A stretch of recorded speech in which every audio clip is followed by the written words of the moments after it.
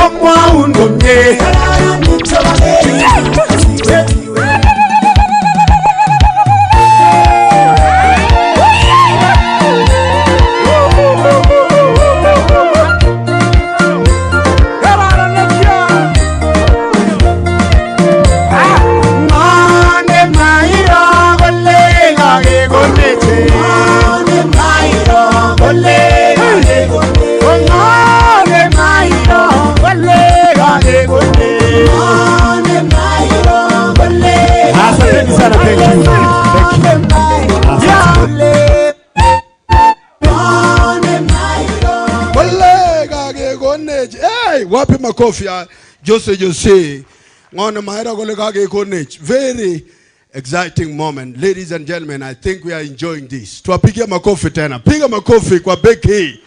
Rebecca we Hero kigure Becky. Your dad told us that you are Rebecca. So when we say Rebecca, I know you may not get used to it.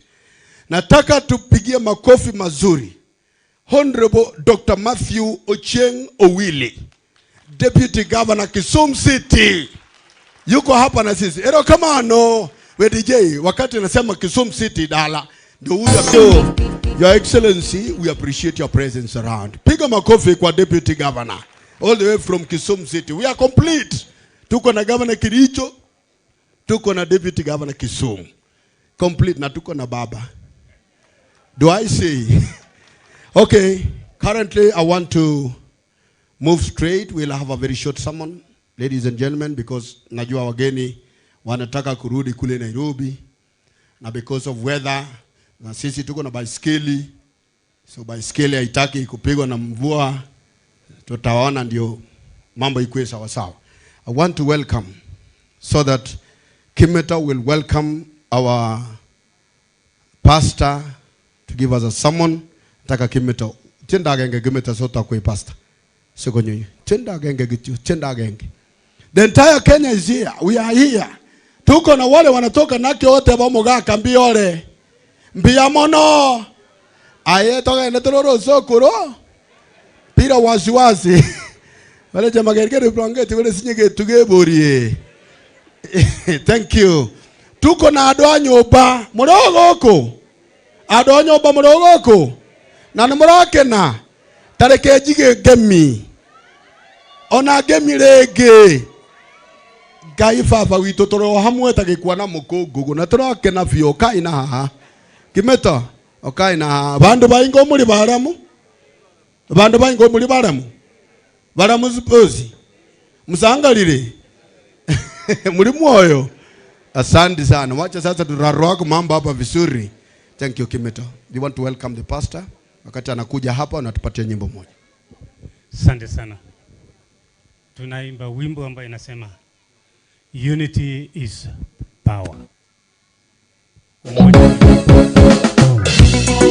Somane ndaune tamanaga genge koite tagenge testazi huye.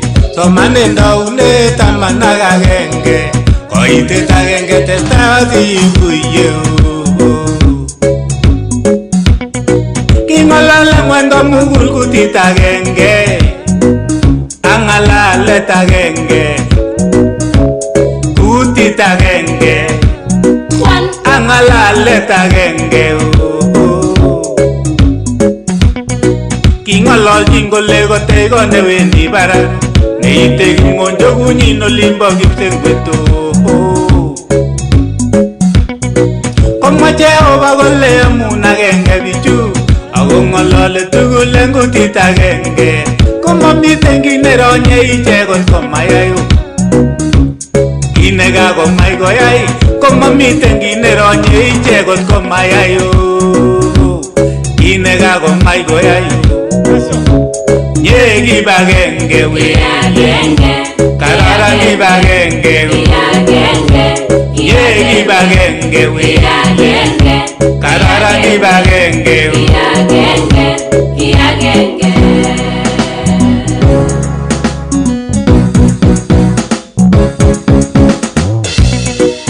Echekoni kongenai kibagenge Ongikilke kerib yamdaet agenge Agenge borto agenge tomirmirye Ikikurchei tugul kamang'unet agenge Kiptayat agenge ak kayanet agenge Akot kabatisanet akine kwagenge Akot Jehova nyon akine kwagenge Kipsomok netilil neyonchindos agenge ule Nye kibagenge wile Kararan kibagenge ule Lagokab Kalenjin akichek ko agenge Ikibunu tugul surumbet agenge Lagokab Kalenjin akichek ko agenge Ikibunu tugul surumbet agenge Bororiosiek tugul chemi ngweny ko agenge Ikisichei tugul en Kabada Magawa Bororiosiek tugul akichek ko agenge Ikisichei tugul en Kabada Magawa Kole ki agenge Nye kibagenge ule Kararan kibagenge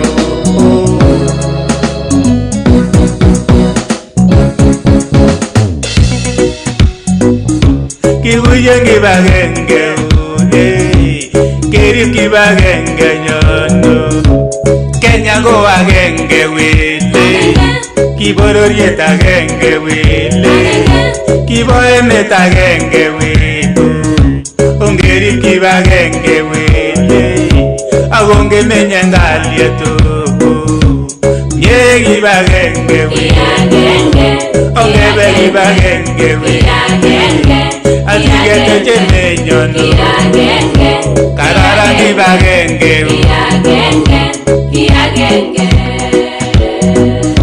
Omomone chinguru Kakie omomone chinguru Eteko, riurok eteko Eteko, riurok eteko Tonyitane, urumwene inya Infothe, urumwene inya Tondo, urumwene inya Atwaitu, urumwene inya Tingulu, vulalani tingulu Tingulu, vulalani tingulu Engolon, aboyshon engolon Engolon, aboyshon engolon Engolon, ore naboisho ne engolon Ore nchalan ne oro Emadha nabo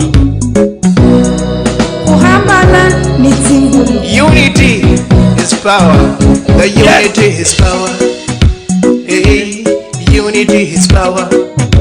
Oh, unity is power. Hey, hey, unity is power. Peace, love and unity Hey, hey. Peace, love and unity Oh yes. Peace, love and unity Peace, love and unity Mina sema umoja ni nguvu Nguvu, umoja ni nguvu Kamwa ole, kibagenge go kimnon Kimnon, kibagenge go kimnon Ongetige butere wele Ongebe kibagenge wele Agongete chene nyono Matunge butene nyono Kechamnye kibagenge wele Kenenye kibagenge Sigo sapchola gukya gule Agebeta enende tole kibelge ak chelelachu.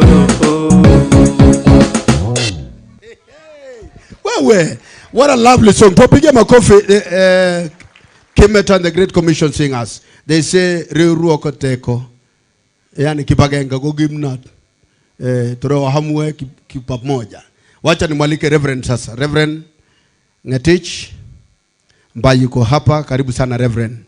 I believe feed us with the word of God and feed everybody here so that when we are nourished once more. Karibu sana Reverend.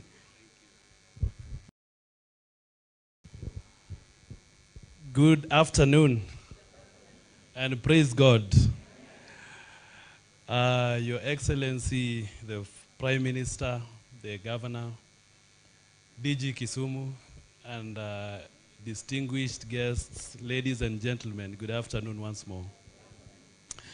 Becky and Asbel, this is a momentous occasion, and I believe God in his own workings orchestrated that we'll be here today. So I'll go straight to my message. Receive greetings from my wife. She sends hello. Mesema niwasalimie sana na pia an occasion like this is quite nostalgic because this is the only institution that you get a certificate and then you start learning. You get a certificate and then you start the lessons of life. So I want to talk about why things go wrong. Why things go wrong. I have about 20 minutes and I'll be done in 19 minutes. Okay? Bwana asifiwe watu wa Mungu. Ama muamini mimi ni pastor? Mumeamini? Tell your neighbor. Wacha nituzungumze language ya church, but tell your neighbor. Pastor anazungumza sasa. Yeah. Najua sometimes we don't look like pastors, but believe me, I'm a pastor. Yeah, believe me, I'm a pastor for over 20 years, for that matter. And those who don't know me, my name is Moses Ngetich. By the grace of God, I'm a pastor with Deliverance Church, Kericho. We have some of our pastors here. Let me ask them to stand. Please stand. That is Dr. Witi, one of our pastors. Reverend Talam and Joyce Talam thereabout. We have Pastor Christine and Joseph himself. Pastor Hilary is somewhere working. And so, oh, there you are. That is Mrs. Owiti and one of our ministers as well. Why things go wrong? Number one, this institution is very interesting. Very interesting because the way marriage has been constructed, there are specific rules. Asbel, nikwambie tu ukweli. Chunga usibant. Acha tu nikwambie ukweli. Juu umde mumepewa huyu. Believe you me, she's not the one you think she is. And I'll tell you why. That's why I want to give you some nuggets that will help you live with an empowered woman. Unajua, nowadays, we raise empowered girls and we have forgotten the boy child. And the boy child doesn't know how to live with an empowered woman. So, when they start arguing in English, moja anamwambia, kwani utaki niongee? You know very well, when they talk in English, things are becoming things. Why things go wrong? Number one, lack of leadership. Lack of leadership. All she wants is you to lead. That's all she wants that you do. All she wants is be the leader. If you move away from the steering wheel, someone else will occupy it. And I'll not tell you who. And don't be careful not to be the passenger. In your own marriage, be very careful not to be the passenger. Lack of leadership. What does leadership do? Leadership is not just the position, it's the ability to solve complex problems. If you can solve as many complex problems in your marriage, believe you me, when you hear these parents saying we have been married for 40 years, 50 years, I don't know how many Baba has been married, but believe you me, he has been married for quite some time. It has taken a lot of leadership And this means solving problems. Sawa sawa. Number 2, lack of vision. When you lack a vision for your family, someone else will give you their vision. Culture can give you the vision. Traditions can give you the vision. Friends can give you the vision. So you've got to have a vision for this family, because where there is no vision, people perish. Perishing is 100% associated with a lack of vision. When you see something perishing, it means there was no vision. All right? And a vision is the blueprint. If you don't have a blueprint, that's why the Bible is the manual for marriage. If you don't follow the principles of the Bible, this marriage may not. That's why they say it goes to the rocks. For the marriage not to be on the rocks, please have a vision. Have a vision. Submit to the vision. I'm pleading with you, Becky, submit to the vision, because the vision is what anchors the marriage in the right direction. I'm sure you've seen the model that your parents have given you. This model is 100% waterproof, because it is a clear picture of where they wanted their families to go. Number 3, lack of order. Things go wrong when there is no order. And the Bible says, let everything be done decently and in order. What is decency? The organizational aspect of it. Believe you me, Asbel, this woman can be a great organizer, all right?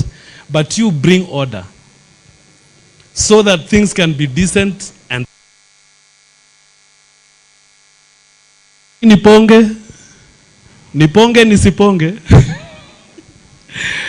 Bring order, because where there is no order, there will be disorder. And where there is disorder, there is chaos.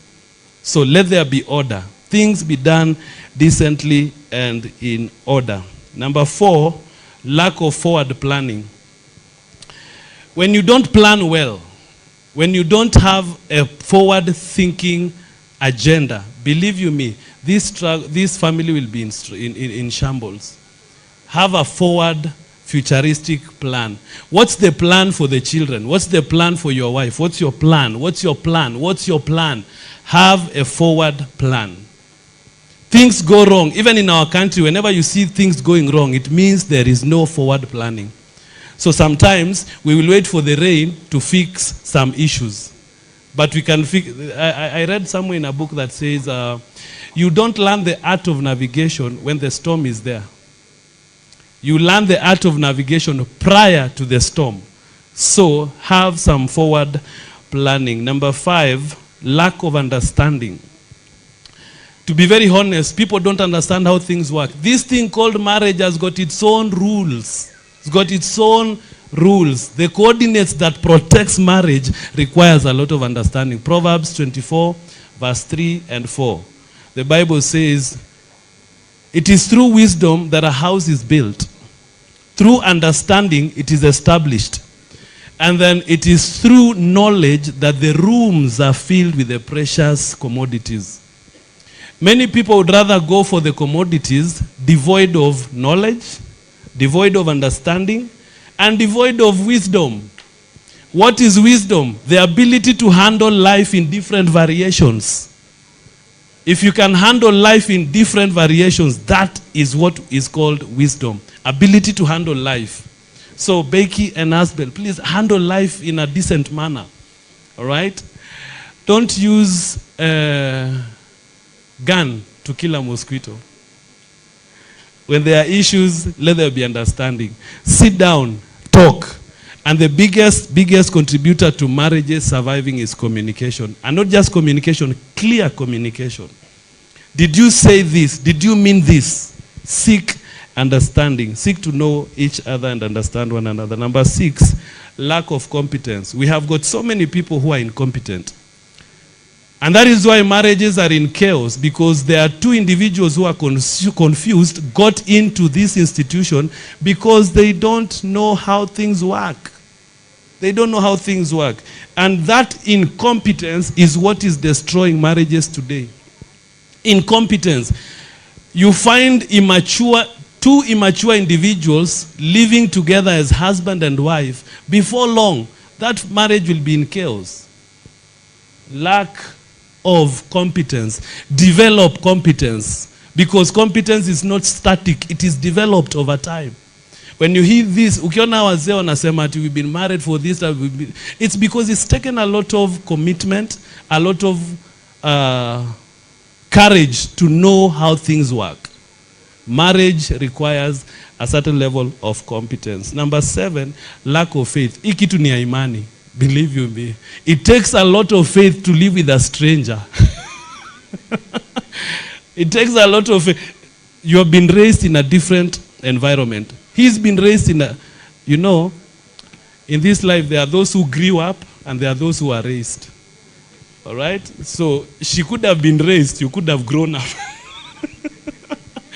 Or both of you have been raised in different environments. So that means there is a lot of differences, cultural differences.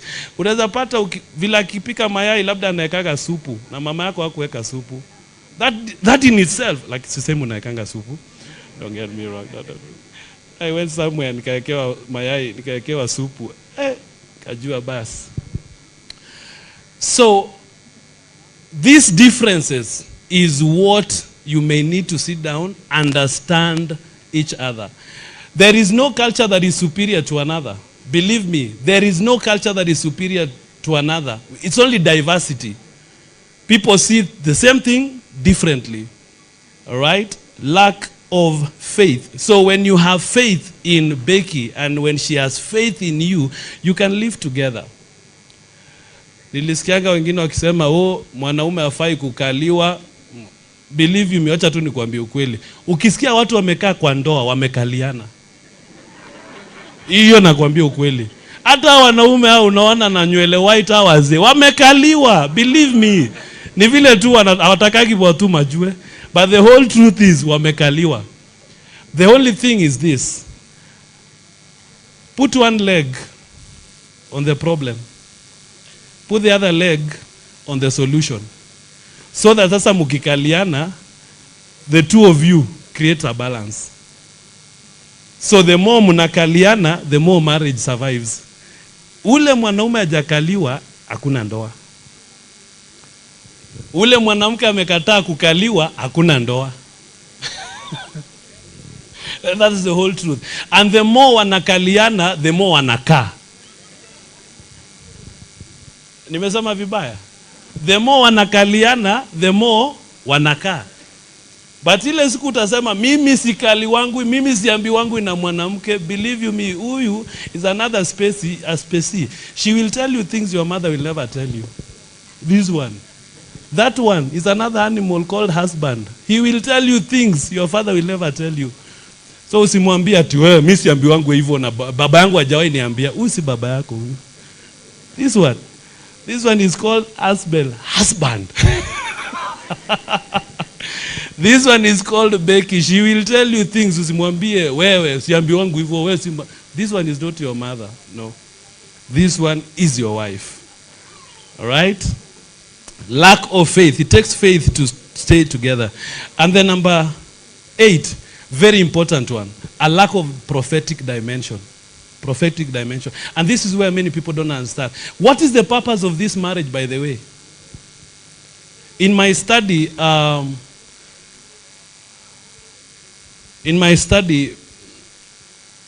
learned one thing. There are specific marriages ukiangalia, hii ndoa ni ya biashara hii. The only reason why these two are together is because of business. Either they are running a school, they are running a church, they are running this, they are running that. So the reason they are joined together is because of business. Another one is because of procreation. Yani ukiangalia, so these two people came together. The only reason they are together is because they wanted to produce children. Once the children are there is nothing more. And that is why I said, if there is no vision, it will end in the reason. Believe you me, others get married for fire extinguishing. May the Lord help you to understand what I'm saying. Others get married because of fire extinguishing. There is fire in the mountain. So if a maga, anyone who has gone rogue, a drunkard, began from the family. Either it is mismanaged behavior, mismanaged attitude, something just went wrong while that child was growing up. Before long, it is now a menace in the society. Now it's a security issue, it's a menace in the society, menace in the family, a drunkard. All this is because there was no proper priesthood in the home. And that's why I'm pleading with all of us men. Let us lead our homes in the direction of priesthood. Going to church, taking children to church is not an insult. Train up a child into the way they should go. When you are no longer there, they will live by the values. A good man leaves an inheritance, isn't it? To the children and to the children's children. Most of the time we want to give children property as inheritance, vehicles as inheritance. But believe you me, if this child did not know what it took to get it, you sure won't know how to keep it. And that is why the only inheritance we can give to children is values. Do your children uphold the values that you have? And this is now the function of priesthood. Where there is no priesthood, chaos is inevitable. Lastly, lack of prayer. Lack of prayer. I'm praying that you will value prayer. In the beginning, God. In the beginning, God. In the beginning, God. In the beginning, God. Anything that does not have a beginning with God will end up in chaos.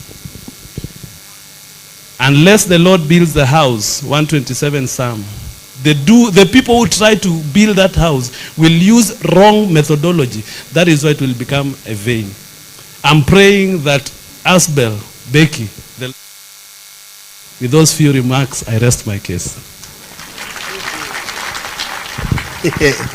A round of applause for the man of God and begin with Coffee Reverend Moses.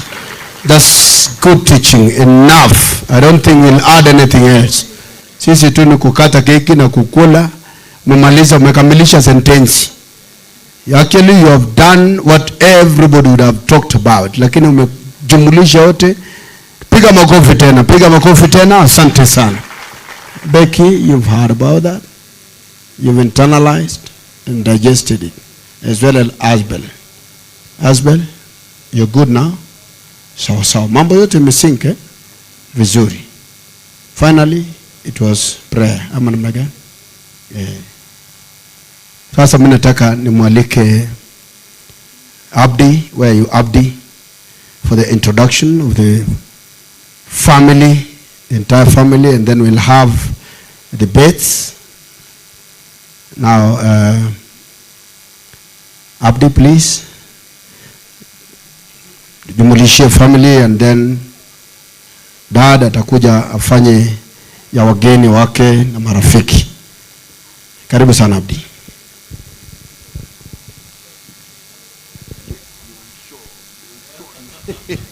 All right. Bwana Yesu asifiwe. Bwana Yesu asifiwe. It's a great honor to take up the slot to introduce the family. Let me begin by saying that we are greatly honored to be hosted by our patron, family Nenyon, Kogara Bolyon, Komutke, Tionda Nyongo Soy. And we are extremely honored to have been hosted by our patron, our leader, our mentor, our friend, in a wonderful send-off party for our daughter, Becky. I ride on the protocols established. Let me request Chegitub Chetugul, Chebogara Bolyon, Kotonosa. Not the immediate family for Mheshimiwa. We'll just do a quick introduction. Oria Polion, tafadhali naomba msimame, mlipo, the brothers to Mheshimiwa, the children to Mheshimiwa, our sisters-in-law, our immediate brothers, our extended family, all the way from Koiwa to Bastuyo, Keget, Cheborge, feel very much appreciated Shall we all say congratulations, Becky? Shall we all say congratulations, Becky? Thank you very much. This family also has an amazing family. The family of our Honorable Justice, Dr. Alice Bett, Pomuru, Nenosom, the entire family, Negabwayu, to escort Becky kutoka kwa familia iliyotupa shemeji yetu daktari. Naomba tafadhali msimame. We just want to acknowledge you wherever you are. Please stand. As we do that, we do recognize your presence. Thank you very much for coming in and celebrating this wonderful day with the family. Thank you very much. Shall we say congratulations, Becky? Finally, please allow me introduce the immediate family for Mheshimiwa Franklin Bett, so that our chief guest, a very wonderful friend for Mheshimiwa, Right Honorable His Excellency Raila Odinga would know. I request that you come in from the firstborn and your family, the children, if you're here. We will move really quick. Becky, you're part of us. Please come. So the Bollion family is a wider family. It's a wider entrepreneurial, blessed family. And I will still say it again, that the Bollion family is of course led by our senior brother, cousin, Mheshimiwa Franklin Bett, who in many occasions would be introducing us here. Okay, so we will move really quick. If you're here, the immediate family for Mheshimiwa Franklin Bett, please come. So that we are able to introduce you. You'll get to understand where Becky sits.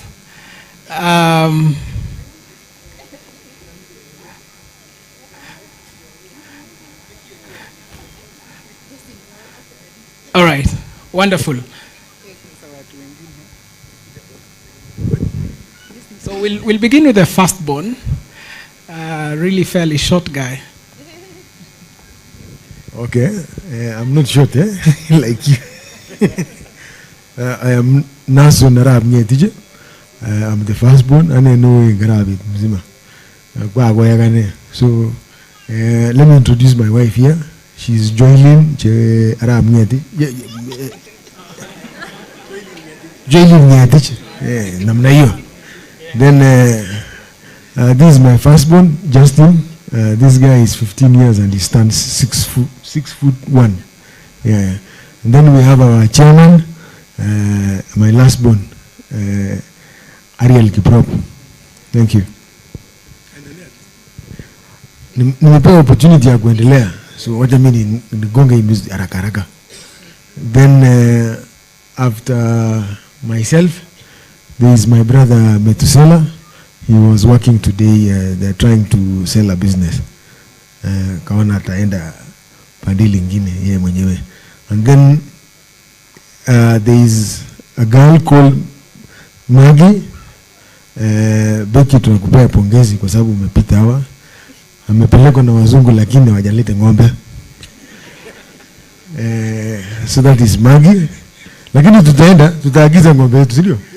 Huko Australia tutachukua ng'ombe. And then after Maggie, there is another one called Rosaline. She's also in Australia.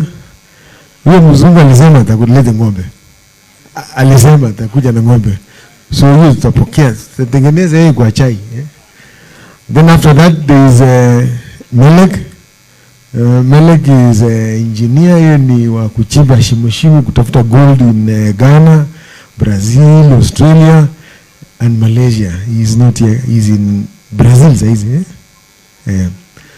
anachimba huko. Then tunafuata na Becky.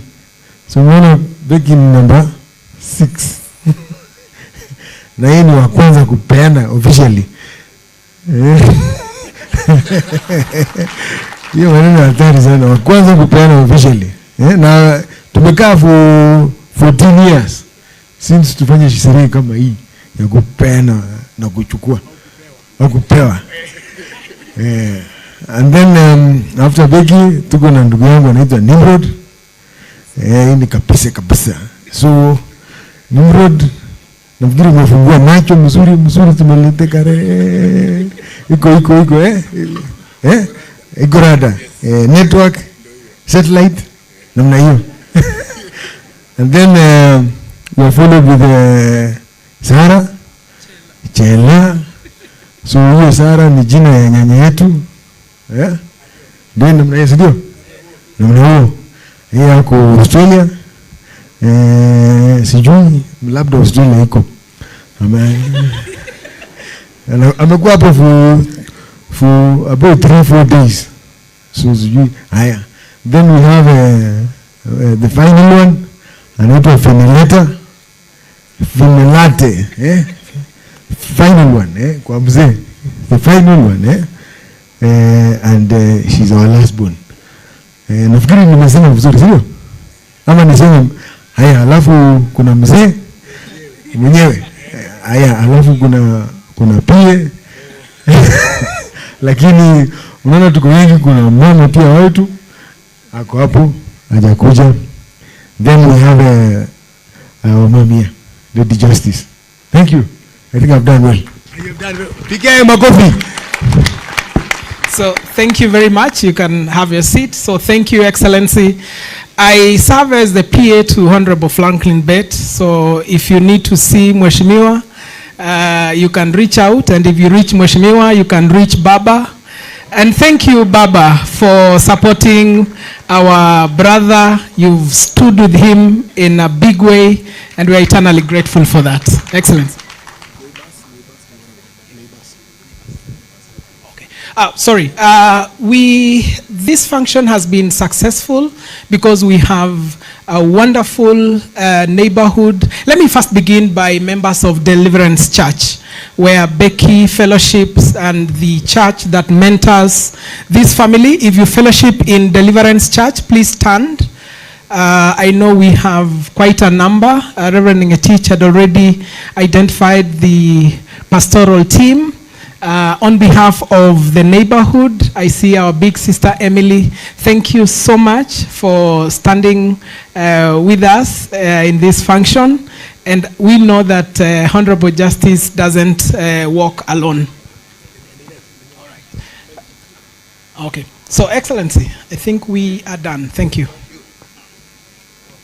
Thank you very much. Thank you for taking the shortest time possible.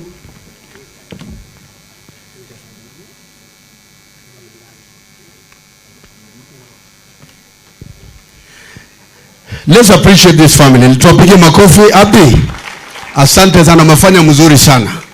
Na tunataka wakati unaoneshana hivi unasema huyu na hawa walienda, hawa wameenda. Ikifika mahali wako single unatembea polepole. Unasema network iko hapa. Internet iko hapa. Wi-Fi hapa ndio inashika. Okay, now straight away let me welcome the Chepkewel family. We have Arab Kitchen. Arab Kitchen will do the same, and then straight, because our guests will be attending another function, we will give them chance to say hi to us. Basi kwanza nataka niwasalimu katika jina la Bwana. Mjambo. Pili nataka nichukue nafasi niseme kwa mgeni wetu wa heshima siku ya leo, Your Excellency the Prime Minister, Excellency the governors and the CS, all protocols observed. Mimi naitwa Isaac Kichwen, natoka kule Trans Nzoia, na nataka ni fanya a small introduction. So katika immediate family members please, naweza simama. Kianza na gogo na watoto wako. Kama unajua ni mtoto ya gogo, simama please. Huyu ni gogo wetu. Alafu mama Asbel, Zia, the uncles, mkono juu. Kuna baba, nimekuja kwa niaba yake. Hakuwa anajisikia mzuri. So these are the immediate family members. So karibuni. Haya, twende kwa wanakijiji wale tumekuja pamoja. Naweza simama. These people are from Cherengani. Baba, nafikiri unajua Cherengani vizuri. You are welcome there. They are still with you. So nataka ni introduce Asbel na mandugu yake, mandada yake. Please come in front.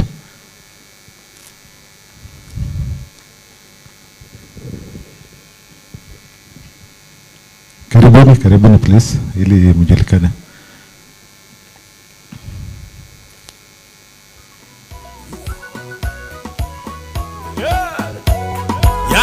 Hata mama kuja. Tumda nagarana, tumda jemaler. Kitoro jitinye, tumda blanco. Yes, watu wanasema jina ndio wasikie. Hi, I'm Marion. Hi, I'm Nadia. Hi, Sylvia. Bwana asifiwe. Naitwa Asbel Kericho. Bwana asifiwe. Naitwa Julia. Asante sana. Tuko na pastor tulikuja naye, Pastor Asbel. Reverend Nelly. Reverend Nelly is there. So, nasema asante. MC, karibu. Thank you very much. Thank you. Hey. Great. Kongoi bojonda ni asante.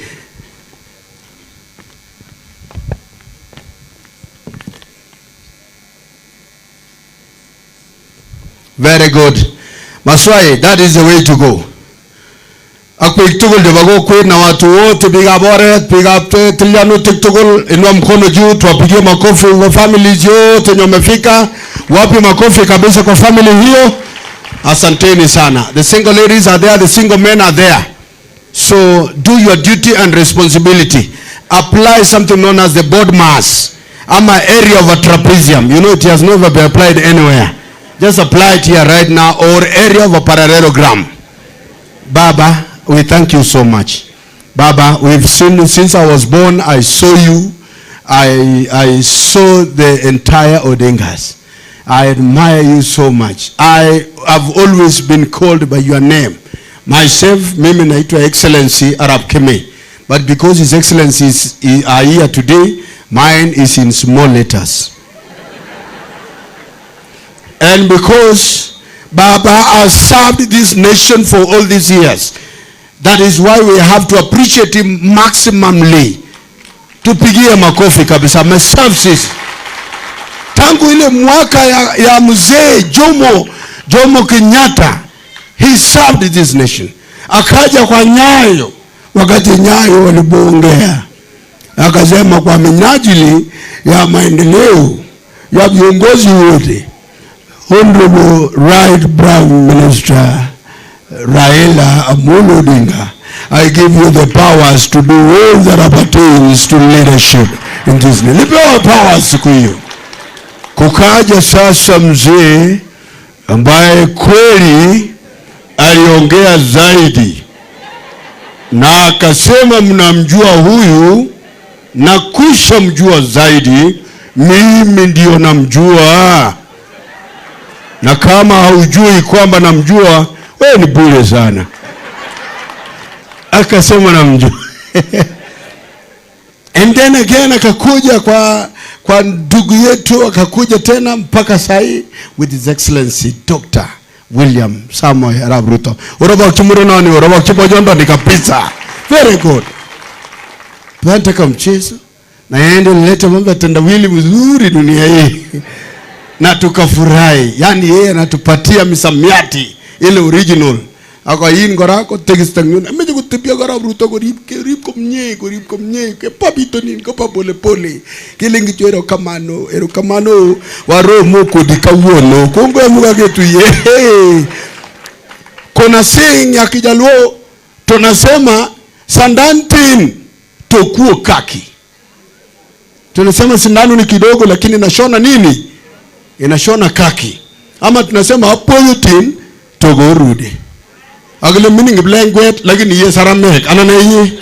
I am telling you, piga makofi tena mzuri. Thank you.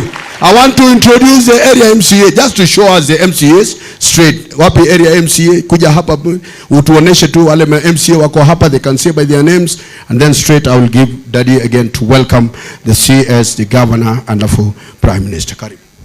Aya, asante sana Your Excellency mdogo, Your Excellency baba ambaye ni baba yetu mkubwa hapa, waheshimiwa wote ambao wako hapa pamoja na labda the bride na Becky pamoja na sisi zote tumeweza kuhudhuria.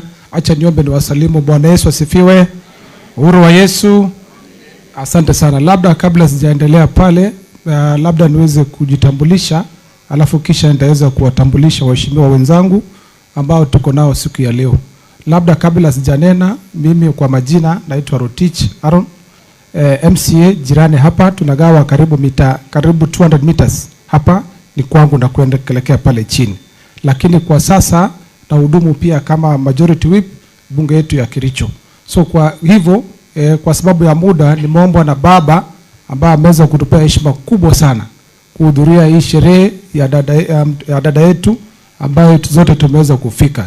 So kwa hivyo wacha niweze kualika wote, alafu kisha nitaweza baba hapa niko na waheshimiwa watatu, lakini wao pia naomba kwa heshima waje hapa mbele, wao pia ni wazazi, alafu kisha waheshimiwa wako pale.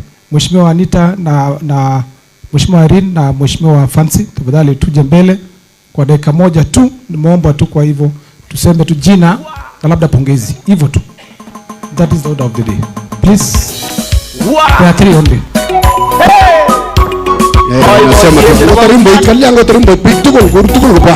Asante sana Mheshimiwa Franklin. Hivyo wameomba kusema tu jina na labda useme mali unatoka, na hivyo pongezi tu. Hivyo ni ombi ya familia, tafadhali. Asante sana. With the laid down protocols, I would like to congratulate Becky for this amazing journey that you've started today. We wish you well as you start your marriage. Thank you so much. Kwa majina naitwa Anita Begon, mheshimiwa kutoka wadi ya Chemosot, Bureti constituency. Asante. Your Excellency Sir, Right Honorable Raila Odinga, waziri, mama wetu, and everyone. Habari yenu. Congratulations Becky. Sana kwa kutufanya tumefurahi. Asante sana. Karibu kwa chama. Sisi wa mama tulipwangwi, tunafanya tu kazi. Karibu. Congratulations Abule. Bett is Abule kwangu, na congratulations with your family. My name is Fancy Korir Chepkorir, natoka kwa majani chai. Karibu sana Raila, sababu pale kuna watu wote na wamekuwa kiniuliza ya kwamba utaleta lini Raila. So siku moja, karibu sana kwa majani chai sababu watu wenu wako pale. Karibu. Asante. So Right Honorable Prime Minister Raila Odinga, Your Excellency Dr. Eric Mutahi, Mama County wetu, Waziri Charles, Becky na family ya Franklin Bett. Bwana Yesu asifiwe. Leo yetu ni kutoa congratulations. Congratulations Becky. We wish you all the best in your new life. Tunawatakia kila laheri pamoja na Aspel, na Mungu awabariki. Asante sana. Haya, asante. Labda mheshimiwa hapa, alafu kisha nitaweza kukabidhi mwenzangu pale. Asante sana Mheshimiwa Prime Minister, Governor wa Kericho, mama yao, Charles Keter waziri, na sisi wote nataka tusalamiane. Bwana Yesu asifiwe. God is good. Yangu ni kusema tu Becky, pongezi sana. Mimi naitwa Tarimbo, mimi ni MCA jirani hapa ya Kapsoit na rafiki ya family. Asbel, uende uchunge msichana wetu vizuri. Tumekupatia hakuna alama hata kidogo. So uende uchunge vizuri. Ya mwisho ni kukaribisha Baba Kericho. Virginia Udavani. Baba, ile kazi umefanya nje inaonekana. Sisi hapa Kericho ile malami iko na ndio huko kuteremka kwenda mpaka Muhoroni ni Baba. Juzi maneno yalikuwa yameharibika, wewe ndio umeshika mtoto wetu mkono na tunasema asante sana. Wewe utapanga kukuja Kericho, tutaweka holiday siku hiyo kukaribisha wewe hapa town. So tunasema asante sana, ukirudi uende salama, alafu tutakuja kurudishia ile jina yako ya Arab Mutembei, tunapatia wewe direct. Otherwise asanteni sana. Ni mwisho kutanyege ngoloni ngalekab chaik en Oliepka. Thank you very much. Haya, asante. Labda niweze kumalizia kwa kusema kwamba pongezi sana Beki, ndugu yetu pale tumekupea Beki kwa heshima kubwa sana. Sisi kama watu wa Kericho, muangalia vile tumetulia, hivyo tunasema mkienda Trans Nzoia tunawatakia mema. Hivyo Beki, enda salama. We will be there pia kwa wedding yenu pale Trans Nzoia. We'll come as a team from Kericho. Hivyo mwisho labda niweze tu kuguzia kabla sijalika anayefuata. Baba, unakaribishwa hapa Kericho. Vile umenikaribisha pale wakati nimeingia, Mheshimiwa Franklin amemwambia huyu ndio MCA wa area. Akasema ni kijana mdogo sana. Baba Baba, nataka nikuhakikishie kwamba mimi na hudumu mwili wangu wa pili, lakini hata hivyo Mungu amenijalia mwili yangu mzuri vile umesema Baba. Na hivyo kama muweza kuniambia mwili yako ni ndogo napenda, hivyo pia unaona dhania kama umenipea mate tayari. Asema asante sana. Mwisho labda niseme tu Baba, venye Mheshimiwa Tarimbo amesema, unakaribishwa hapa Kericho. Sisi kama viongozi hapa Kericho tunakuunga mkono kwa yale yote umeweza kuyatenda. Ndio maana hivi sasa tunaenjoy maneno ya devolution. Ni vizuri pia tuweze kuambiana kwamba devolution yeye mwenyewe ameanza. Hivyo hivi sasa Baba, mimi singekuwa MCA, naongoza mwili wangu wa pili. So hivyo nataka niseme pongezi sana Baba, tutakuja kukutembelea siku moja alafu tuongee zaidi. So kwa hivyo wacha sasa niweze kuchukua nafasi huu kukaribisha Mheshimiwa Franklin ili achukue nafasi ya wajumbe pamoja na magavana ambao wako hapa. Asanteni sana. Honorable Kinzo, asante sana. Minga nekta yune. Haya.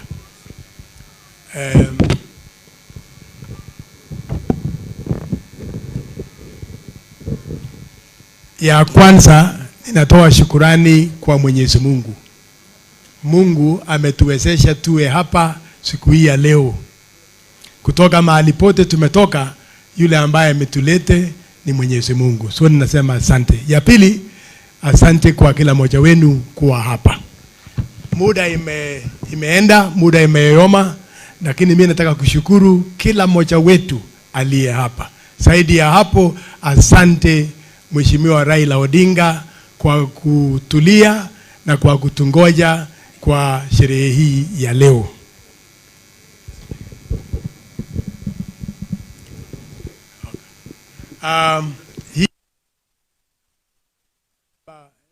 Niwaeleze urafiki yangu na Mheshimiwa Prime Minister ilianza miaka mingi iliyopita.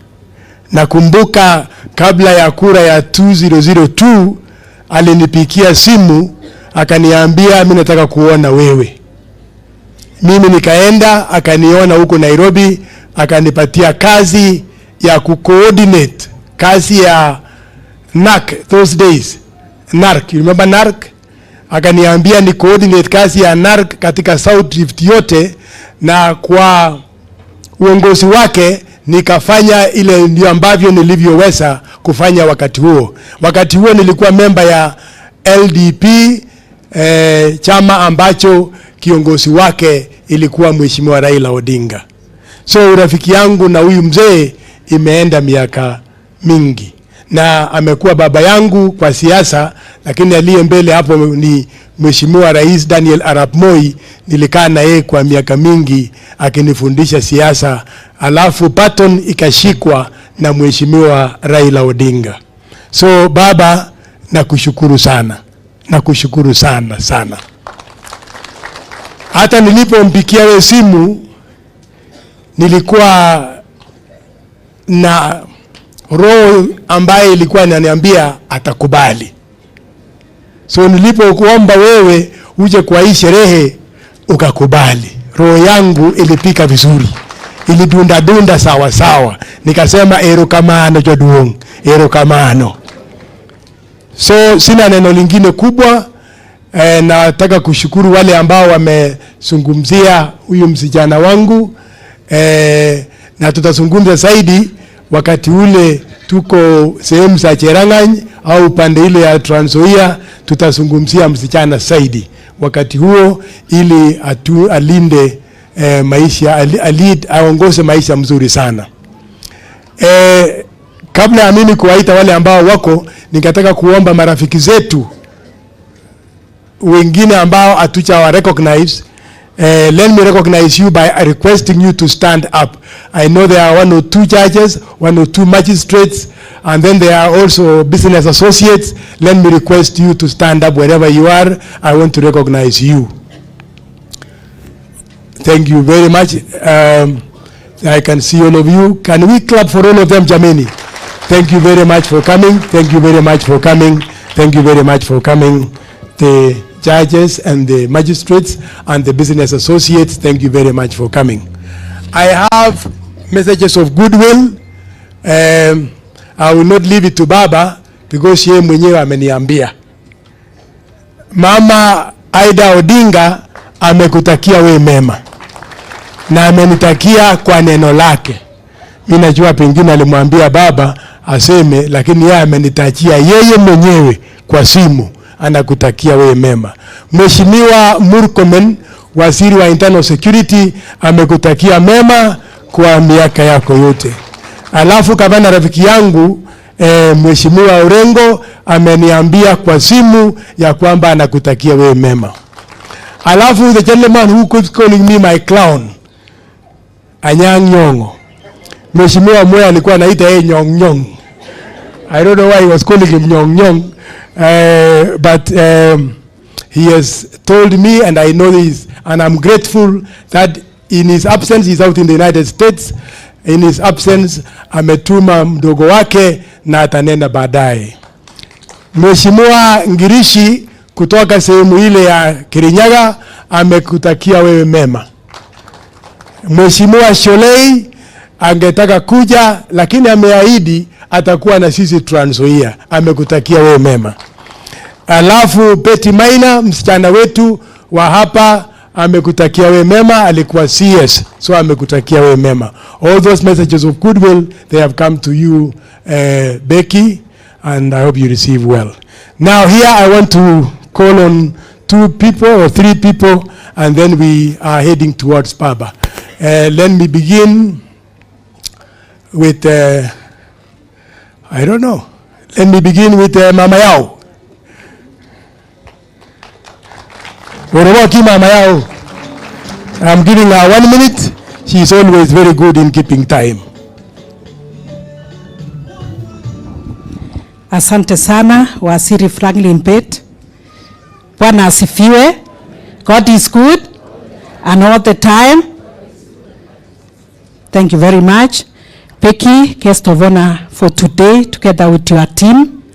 Our great guest, Right Honorable Raila Odinga, engineer, all the protocol observed, Governor, Waziri, our MCAs, the great family of Waziri and Bett, our people from Kericho and that part of Trans Nzoia. I'm so delighted to be here and to be part of this great ceremony. Thank you for welcoming us, and Waziri Franklin, together with Lady Justice and your great family. I want to thank you, Becky, for being that great lady. You have made us proud as people of Kericho and as women and mothers of this country. To have your child married out is a blessing. To have your son marry is a blessing. And especially this season when things are not working. So thank you very much, and I thank the parents for praying and for supporting and the Church of Jesus Christ. I wouldn't want to say so much, but what the Reverend said, take it and take it seriously. And respect and submit to your husband and when that time comes, when you are together. And I will also ask him to love the wife. That is all what we have. Be the best companion. As I stand today, nikimalizia, and on 24th, which is 2 days ago, we're celebrating 32 years in marriage. So I'm happy.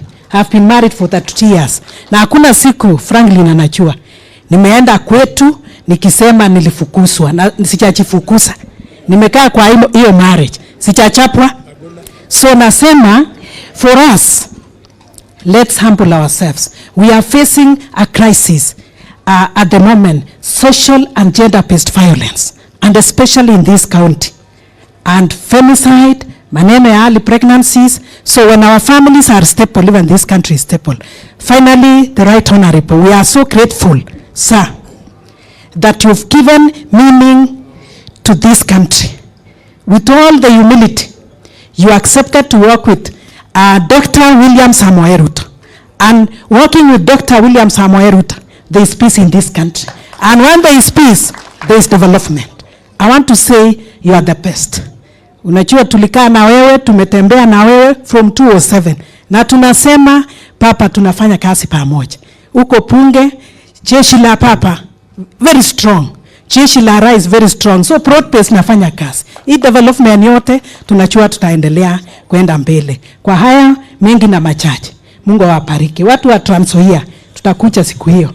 Lakini peki ukienda, unajua hapa hatuna shamba kubwa, so hatuna mahindi. Mkienda huko, mtengeneze, mpande mahindi mingi ndio utupatie hata sisi tukule hapa. Mungu awabariki sana. Jina langu ni Beatrice Keme, County MB Kericho. Receive words of and blessing from my family, Joel Keme, and our children. You've been a blessing to us. And the other leaders who are not here, the MBs have other engagements together with the senator. But they are wishing you well. I'm sure in future we will be together. God bless you greatly. Najua mimi nilijua tangu zamani. Huyu baba ndio mwenyewe. Si nilijua tu. I want to recognize the presence of my good friend Beatrice Kones. Can I recognize you where you are? Stand up and we see you. Yeah, that is Beatrice Kones, the wife of my late friend Kipkalia Kones. Thank you very much, Mheshimiwa. I think on behalf of businessman Mutahi, haraka sana. On behalf, because mimi ni mfanya biashara. Minute moja tu mimi najua yeye ni minute moja. Ruka hapo. Usee bado. Imepiga hodi. Your Excellency, all protocols observed. Leo tuna furaha kubwa sana kuja kwenye hiki kikao kuhakikisha ya kuwa Beki kweli amekwenda. Na yote yamesema, mimi ningependa kusema hivi kama mtu wa biashara. Nyinyi watu wa siasa tutawasupport. And when there is peace, there's a lot of development, especially for us business people. What I just want to urge is, sisi watu wa Kericho, I think tunatabu kidogo. Tungependa tuamke tuweze kujiinvolve na biashara. Kericho is a dormant town and we need to wake up. And when you look at it, 75% of business being done in Kericho is none of you Kericho residents. We only have 25%. So tungependa kumwambia Bwana Governor, please create an environment enabling us to do business. God, thank you. Thank you. God bless you. Mtu ya biashara naomba conducive environment. Hata mimi naomba hiyo. Can I call then my good friend Charles Keter to come and say one or two words? He is a special advisor to the president on the Great Lakes region. Asante, Waziri Franklin Bett.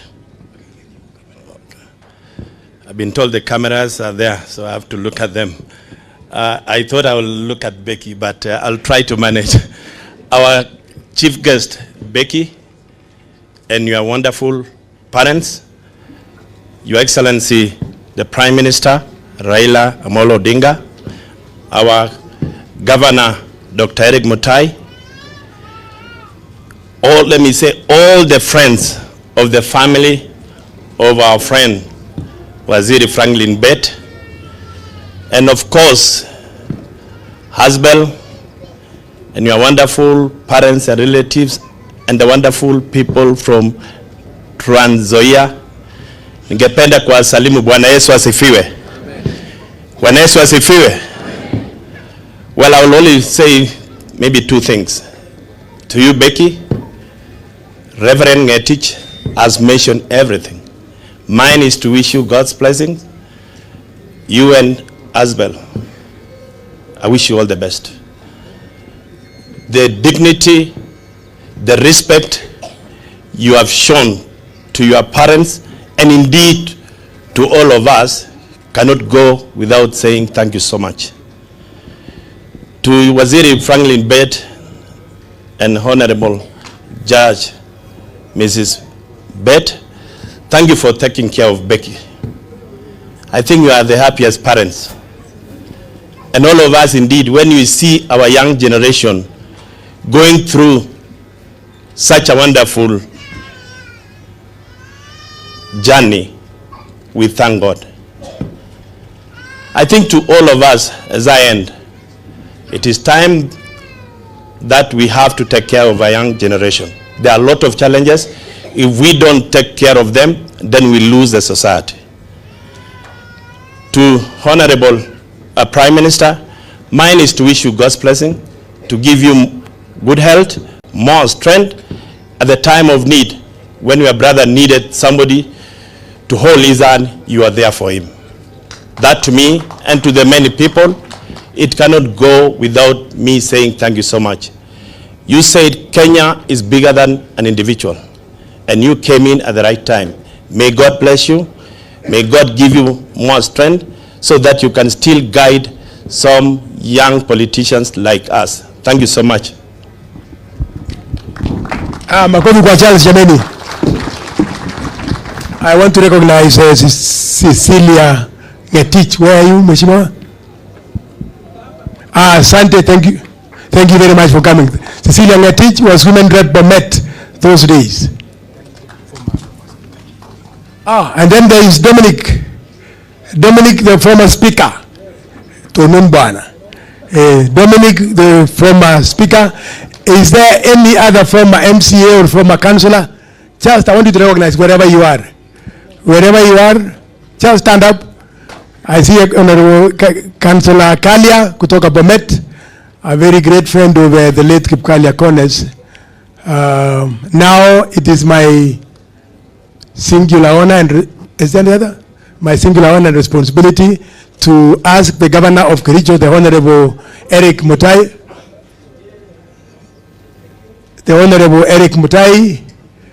to speak and invite one or two other guests, and then finally to usher in for us the Right Honorable Prime Minister.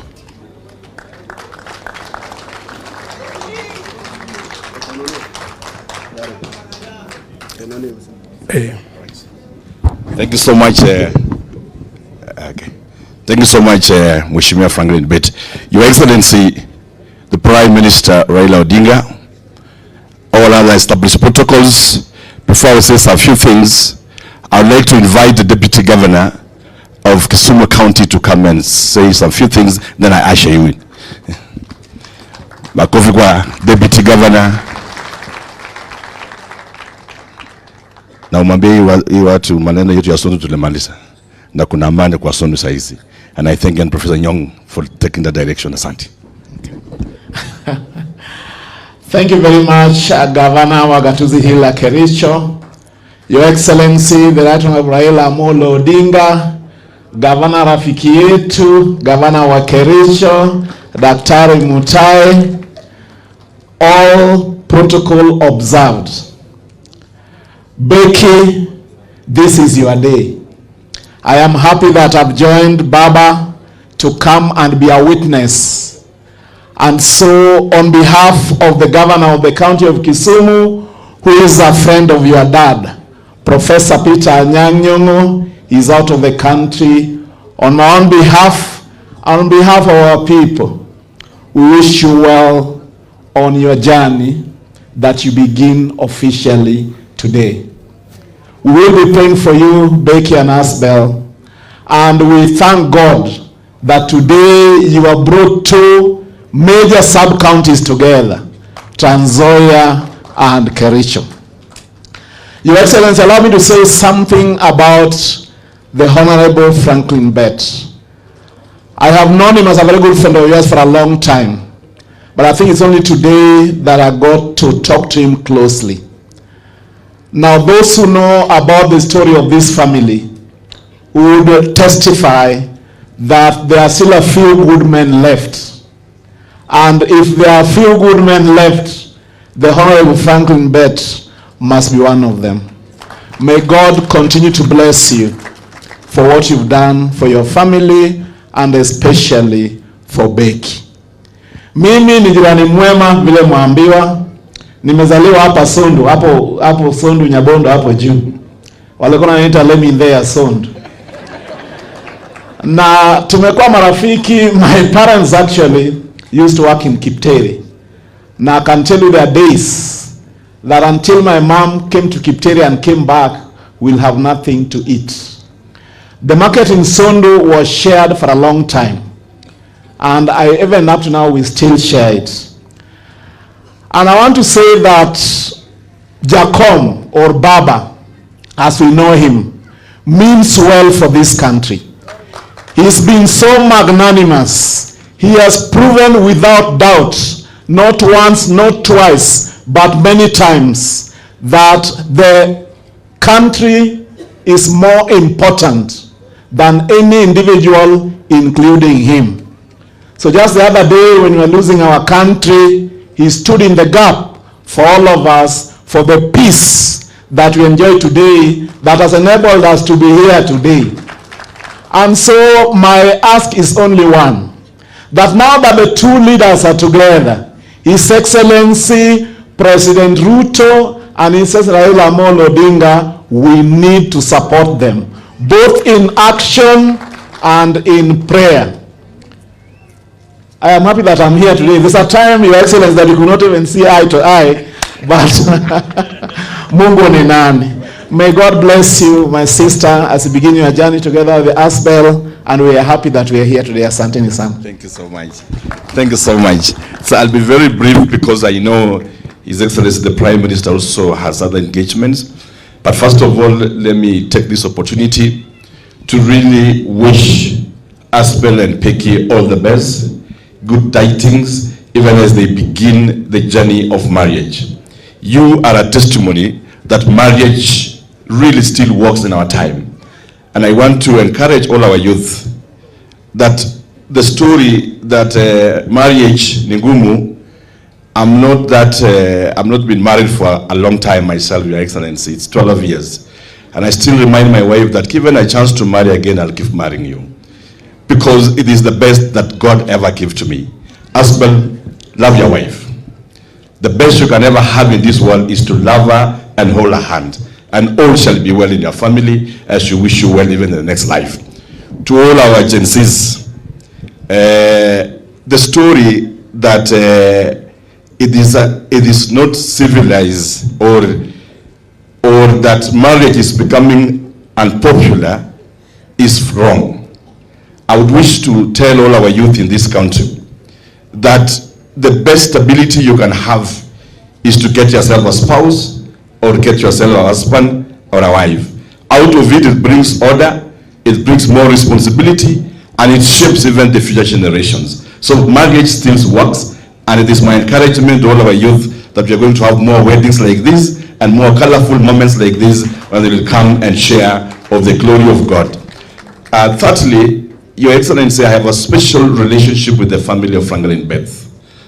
I wish to confess here that this man, Franklin Bett, and the family are great people. I recall sometimes back after my first degree, Franklin Bett, came and held my hand and paid for my master's just immediately after graduating from Maseno University. You have a golden heart, Mheshimiwa, and we'll keep praying God to give you good health even as you continue guiding us and even advising us in this country. Lastly, Your Excellency, I want to really welcome you to Kericho County. What you did with His Excellency William Ruto, and I was just whispering to you today, a couple of minutes ago there, that our nation was almost going to the dogs. We had challenges even as government. But I want to really appreciate your statesmanship, that you came and hold the hand of His Excellency William Ruto. And today, we have a staple nation. Your Excellency, you are the architect of devolved units. Your struggle for devolved units led to the constitution that was promulgated 2010. And Your Excellency, you have always been a faithful partner of devolved units. Each time, even as Council of Governors, when we have issues, we have always reached out to you. And you have been firm that devolved units must work. Your statements on RMLF, your statements on even more resources to come to counties, augurs well to the nation that we have today. And Your Excellency, we really want to appreciate your support, not only for the county governments, but also for the nation as a whole. Lastly, Your Excellency, the next time you come to Kericho, you will be landing in Kericho. I really want to appreciate His Excellency the President William Ruto, because today, today, we are going to realize a modern airport in Kericho. We've been able to acquire 70 acres for the expansion of Kericho Airstrip so that we deliver an airport for Kericho County. All this would not have been possible without the staple government. You are coming in to support government as enables resources to flow and has also given us the stability to even plan and move forward as a nation. We appreciate and want to say thank you. Kwa watu wetu nyumbani. Omutigiliji bodo ni gomwe kabisa. Kina me boyonde ni wut ko ga oyit gaset. Ko yo boyonde ni agona meje wut. Ago nguli ge mi go uni ki boy ngamu nguni da kwenya na Ruto is doing very well. Oyina ko go China ko boko setat. And I'm very happy that the standard gauge railway, the SGR, will also be passing from Kericho all the way to Kisumu. So you can imagine we have the airport here, we have the SGR linking us, and that will give us room to even do direct exports of our tea and other agricultural products that we have in our country. With those very many remarks, it is my single honor to welcome and ask all of us to stand as to welcome His Excellency the Prime Minister, the great man of this nation, the biggest leader, Makofi kwake tafadhali.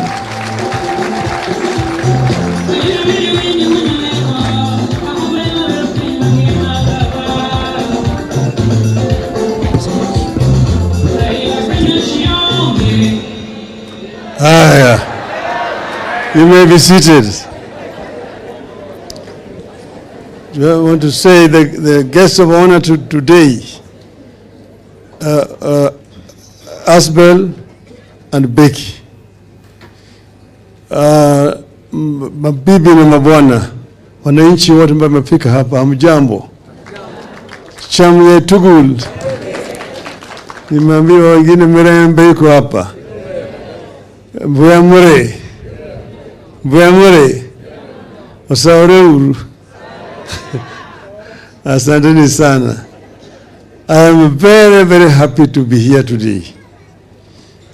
My good friend Franklin Bett called me and told me that his daughter is getting married and that he would like me to come and grace the occasion. I had other commitments, but I committed to him and said I will try my best to come. Another friend of mine is having a similar function today in Eldoret, but I decided to come here. But I've sent another friend of mine, James Orengo, to Eldoret. I came here because of this. Franklin has told you that we worked together even before 2002, when he was working in State House, Nairobi. We started working together at that time.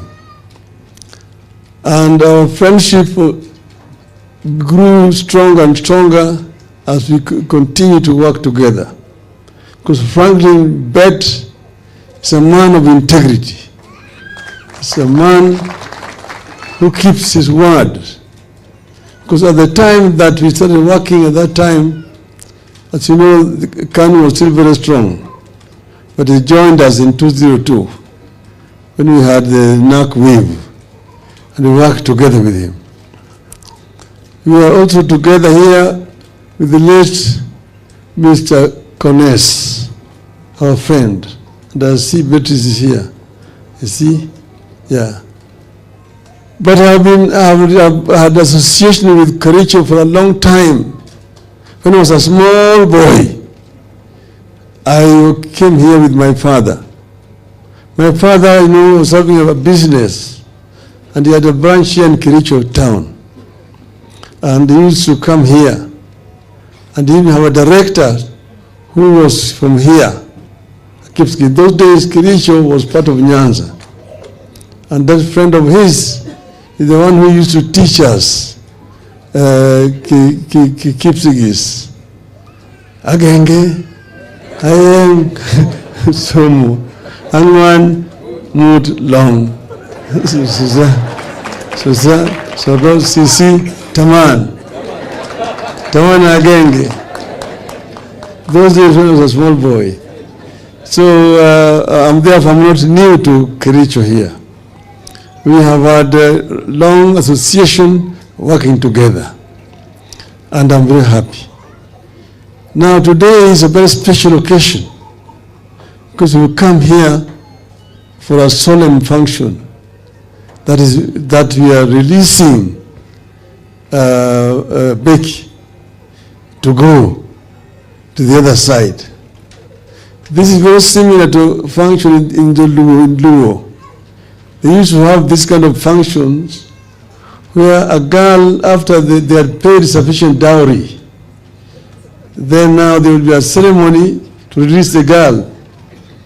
Then the girl would be escorted by the maids to the place where the wedding was going to take place. There now, the other people would just go there as guests. And the girls will be going there singing as they escort the maid to the wedding. So this is a very similar occasion here, which I'm seeing here. I'm very happy that this is happening. But now, all the times when this is happening, there are a lot of lectures that will be given. I want to advise you not to listen to all those lectures, because there are a lot of advices that are being given. First, you, Asbel, I welcome you to the prison.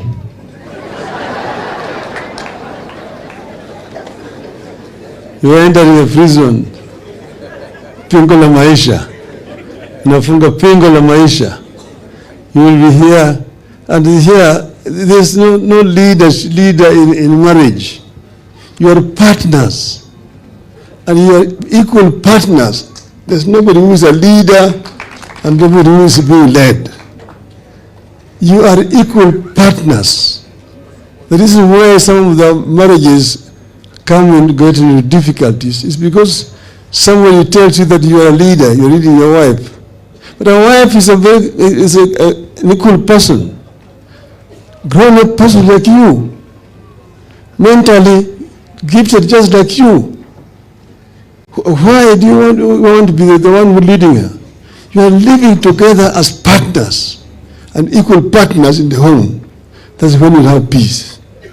But if you go there, mimi ni bwana hapa, mimi ni boss hapa, kila siku mtakuwa na shida hapa na pale. So we have a state where the institution of marriage in some countries is under serious challenge today.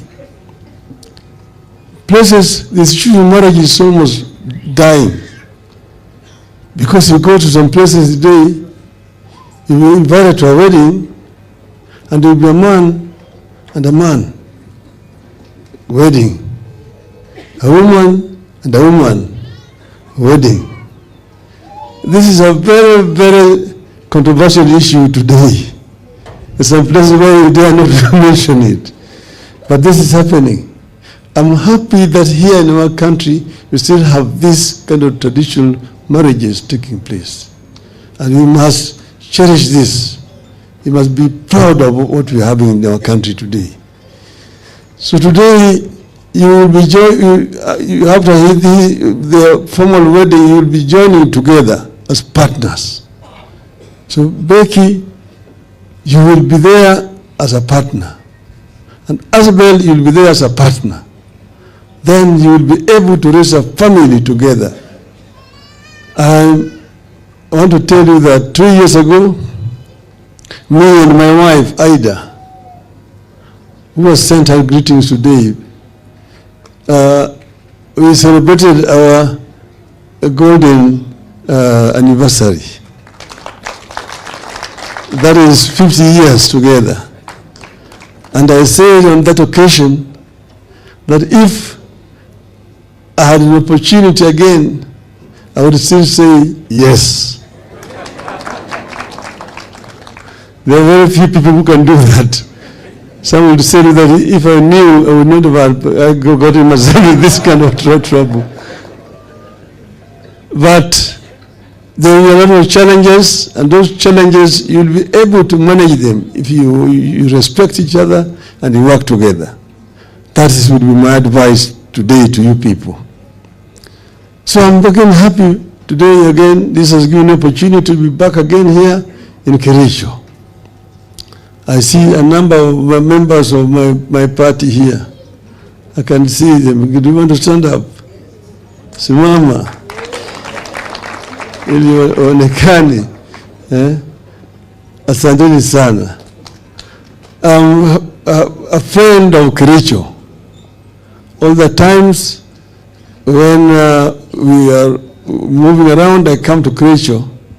These days I have not come because sometimes I now fly to Kisumu. The past I used to come to stop at the tea hotel, have tea and meet friends. But I'll be coming again now to come and see you people. Kenya is a big and good country. Kenya has great potential. And I say Kenya is greater than all of us. That's why when Kenya is in trouble, it is our responsibility as Kenyans to solve those problems. Because if we leave Kenya to burn, we will not have another country. That's why, irrespective of political differences here and there, when it gets to a stage where Kenya is about to burn, we will say no. We must come together as one people. One people. And that's why we sat and talked, and I said we will work together for the unity of our people so that Kenya can move forward properly. You know, there's a serious challenge. We had ourselves gone out to the streets making some demands. But then we had sat down and we had discussed and negotiated and agreed on the way forward. Then, because there was no implementation, came the other problem again later on. So these problems must be resolved. This is what we have agreed on. When we signed the MOU, we agreed that these problems need to be resolved. And we're working towards resolving those problems. Finally, you've heard me recently talking about devolution.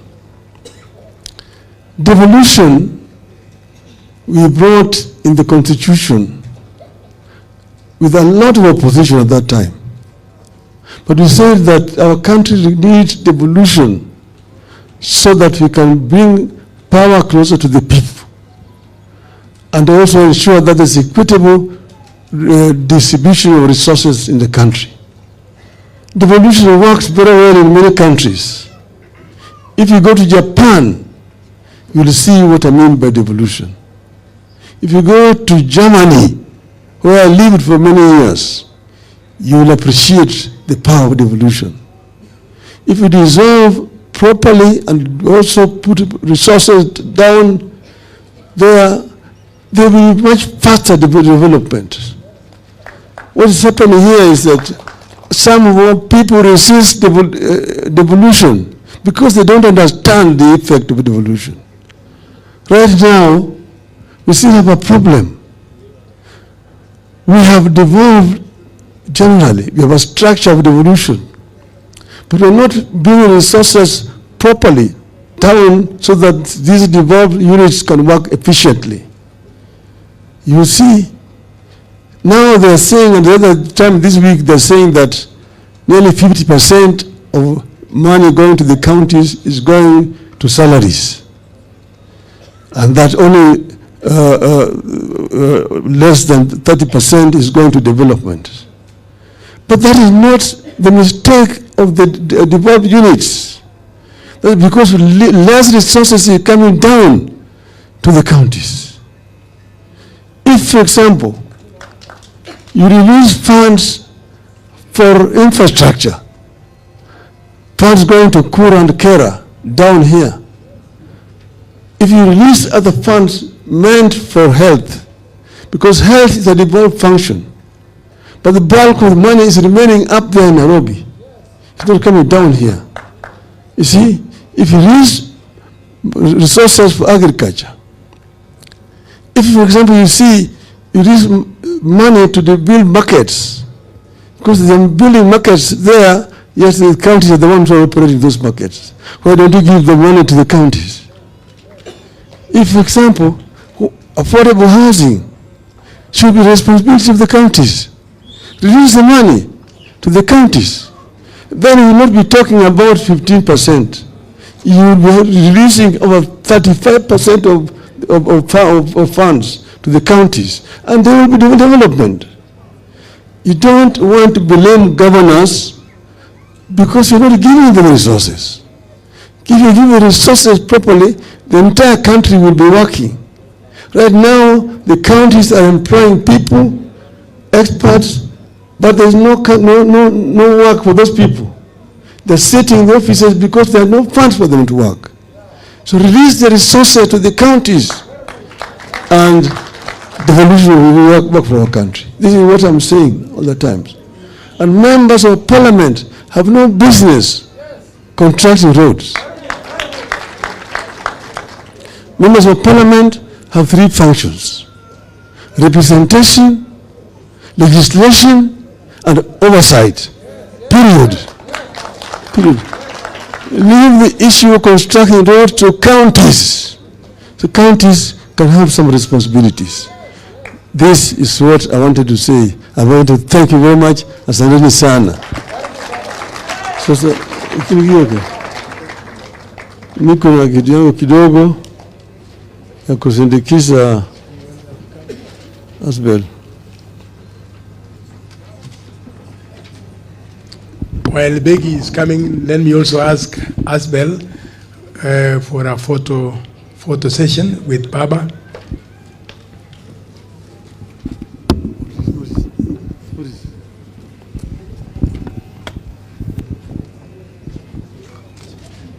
Wabe mama? Wabe mama? Mama, iko picha hapa kwa msichana yako. Kuja haraka.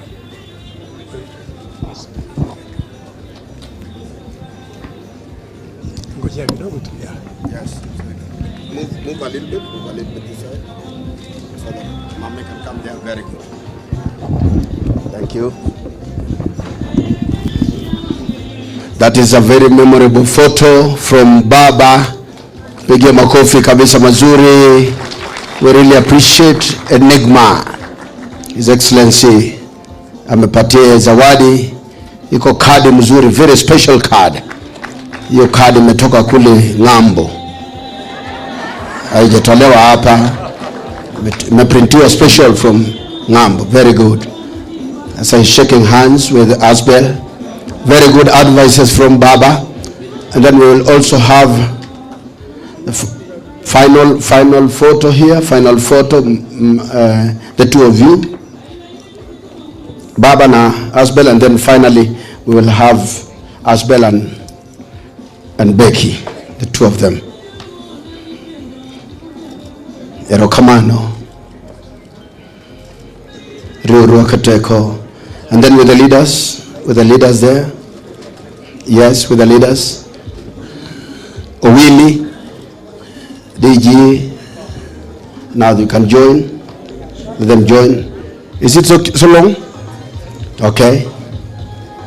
Where's Charles? Sir Charles, you need to be there.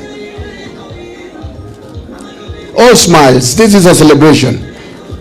So pick a smile, mzuri. Thank you very much. Thank you. Finally, the two of them, Baba. The two of them only. Only. We'll have Asbel here, and the other side we'll have Becky. Only the two of them. Yes. Very good. Hiyo ni watoto yako baba. Makofi kabisa. Congratulations. Thank you very much. And then finally now your son. This son, mimi mnaanza ndoka kidogo.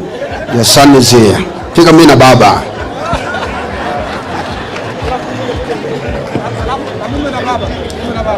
Thank you very much. Thank you. Nimeomba loan free sahi kwa bank. Okay, can I want to request Baba to hold kidogo. I want to request Baba to hold, and there's a gift from Mr. and Mrs. Bett and Siloam Hospital and Kisiet.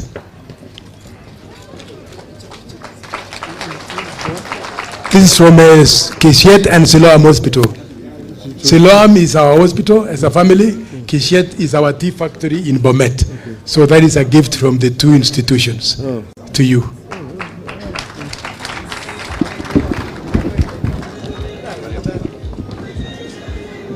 I think you can go and sit kidogo. You can go and sit before you leave. Erokamano, jaza kabisa DJ. Wapi makofi ya baba na timu yake kabisa. Shukrani kubwa.